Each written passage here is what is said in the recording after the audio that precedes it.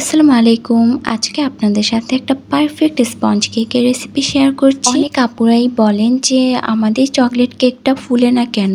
কি ইউজ করলে চকলেট কেকটা ফুলবে? এখানে কি অনেক বেশি পরিমাণে বেকিং পাউডার দিতে হবে নাকি বেকিং সোডাটাও অ্যাড করতে হবে? আসলে সবসময় চকলেট কেকের ক্ষেত্রে বেকিং পাউডার বা বেকিং সোডার দিকে নজর না দিয়ে কোকো পাউডারের দিকে নজর দিবেন। কোকো পাউডারটা যত ভালো ব্র্যান্ডের ইউজ করবেন চকলেট কেকটা ততটাই সফট আর ফুলবেও, স্পঞ্জিও হবে। এমনটা বলছি না যে বেকিং পাউডারটা দিবেন না। নর্মালি আমি কেকে কিন্তু বেকিং সোডা ইউজ করি না, শুধুমাত্র বেকিং পাউডার দিই। কিন্তু বেকিং পাউডারটা কিন্তু একটা পরিমাণ মতো দিতে হবে, বেশি দিলে হবে না। সুন্দরভাবে কেকটা ফুলার জন্য অবশ্যই আরেকটা জিনিসের দিকে খেয়াল রাখতে হবে, সেটা হচ্ছে ডিমের পারফেক্ট একটা ফোম হওয়া পর্যন্ত অপেক্ষা করতে হবে। একটু সময় নিয়ে ডিমের ফোমটা ক্রিয়েট করতে হবে। তো এবার আমি এখানে শুকনো মিশ্রণগুলো সব একসাথে চেলে নিয়েছি আর এগুলোকে আমি অর্ধেক অর্ধেক করে দিব। আর অর্ধেক অর্ধেক দিয়ে যদি সুন্দরভাবে এগুলো মিক্স করা হয় তাহলে কিন্তু কেকটা সুন্দরভাবে ফুলে যায়।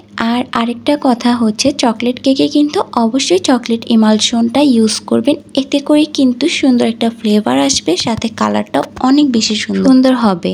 তো এই তো আমার অলমোস্ট কিন্তু কেকের ব্যাটারটা রেডি করা শেষ। অবশ্যই খেয়াল রাখতে হবে ময়দাটাকে আস্তে আস্তে হাতটাকে আলতোভাবে ঘুরিয়ে ঘুরিয়ে মিক্স করতে হবে, তাহলেই কিন্তু সুন্দর একটা কেক হয়ে আসবে।